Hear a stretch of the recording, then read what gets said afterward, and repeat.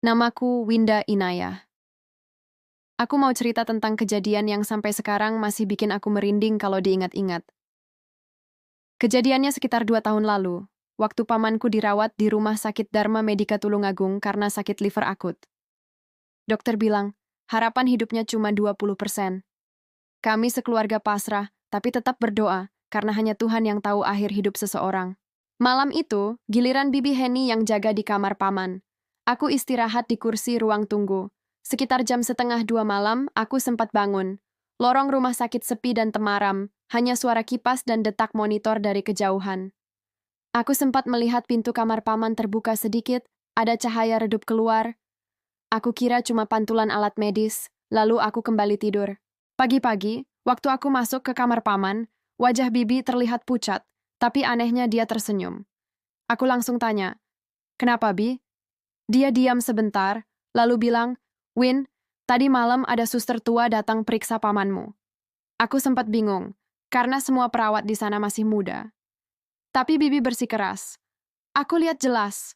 Rambutnya sebagian putih, seragamnya putih model lama, kayak suster zaman dulu. Dia periksa tangan pamanmu dan bilang, "Sabar ya nak, sebentar lagi sembuh." Aku langsung merinding. Bibi lanjut cerita bahwa suster itu datang dari arah lorong belakang, arah kamar mayat. Setelah selesai memeriksa, dia berjalan ke arah sana lagi, lalu menghilang. Udara di kamar tiba-tiba jadi dingin, tapi bukan dingin yang menakutkan. Kata Bibi, justru ada rasa tenang yang sulit dijelaskan. Bahkan monitor jantung paman sempat menunjukkan peningkatan, tanda tubuhnya merespon. Keesokan paginya, dokter bilang kondisi paman sedikit membaik. Tekanan darahnya stabil, pernapasan lebih teratur. Kami semua heran, apalagi dokter bilang tidak ada pemeriksaan tambahan malam itu. Aku ke ruang perawat, dan benar, tidak ada suster tua yang bertugas. Bahkan semua perawat muda mengaku tidak pernah lewat lorong belakang, karena di sana langsung menuju kamar jenazah. Salah satu perawat muda berbisik, "Kalau cirinya begitu, mungkin penunggu lama, Mbak." Aku langsung diam. Kata penunggu saja sudah cukup membuat bulu kuduk berdiri. Hari-hari berikutnya, kondisi paman terus membaik. Tapi malam ketujuh, sesuatu terjadi lagi. Sekitar jam 1, monitor jantung berbunyi cepat. Kami panik, tapi ternyata tanda-tandanya positif. Detak jantungnya justru semakin kuat. Bibi berbisik, "Win, dia datang lagi." Aku pelan-pelan melihat ke arah pintu. Lorong kosong, tapi udara mendadak dingin dan aroma antiseptik samar-samar tercium. Aku mengintip lewat celah pintu, dan benar, ada bayangan putih melintas ke arah lorong belakang, lalu hilang. Pagi harinya dokter kembali terkejut. Paman mulai merespon sentuhan dan suara. Seminggu kemudian, dia sadar penuh.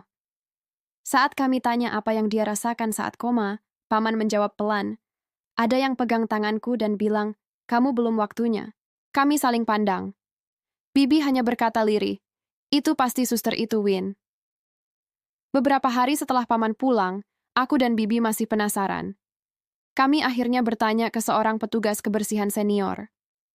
Wajahnya langsung berubah serius saat mendengar cerita kami. Ia bilang, "Kalau cirinya begitu mungkin Bu Lasmi. Beliau suster senior dulu. Meninggal karena serangan jantung pas dinas malam, di lorong belakang dekat kamar mayat." Kami terdiam. Katanya lagi, banyak yang bilang arwah Bu Lasmi suka muncul kalau ada pasien sekarat. Tapi beliau bukan menakuti, beliau membantu. Ternyata kisah tentang suster Bu Lasmi sudah lama beredar di antara pegawai lama.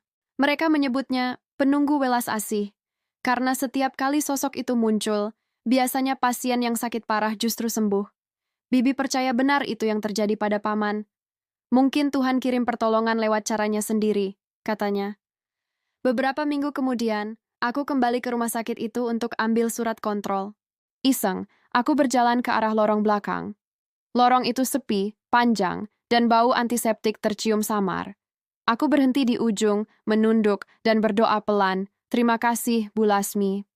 Saat itu aku merasakan angin lembut menyentuh pundakku. Bulu kuduku berdiri, tapi hati terasa damai. Rasanya seperti seseorang menepuk bahuku pelan, menenangkan. Sejak itu, setiap kali aku lewat Dharma Medika, aku selalu tengok ke arah gedung belakang. Lampunya selalu redup, tapi bukan menakutkan, justru seperti tanda seseorang masih berjaga. Kadang aku berpikir, Mungkin suster itu dulu meninggal dengan tanggung jawab besar, sehingga rohnya tetap setia di sana. Tapi kalau kehadirannya membawa pertolongan, bukankah itu juga kebaikan? Cerita ini bukan untuk menakuti siapapun, tapi untuk mengingatkan bahwa kebaikan bisa datang dari mana saja, bahkan dari arah yang paling kita takuti. Kadang cahaya justru muncul dari lorong yang gelap, dan setiap kali aku melewati rumah sakit itu, aku selalu berbisik pelan. Istirahatlah dengan tenang, Bu Lasmi. Terima kasih sudah menolong paman saya malam itu.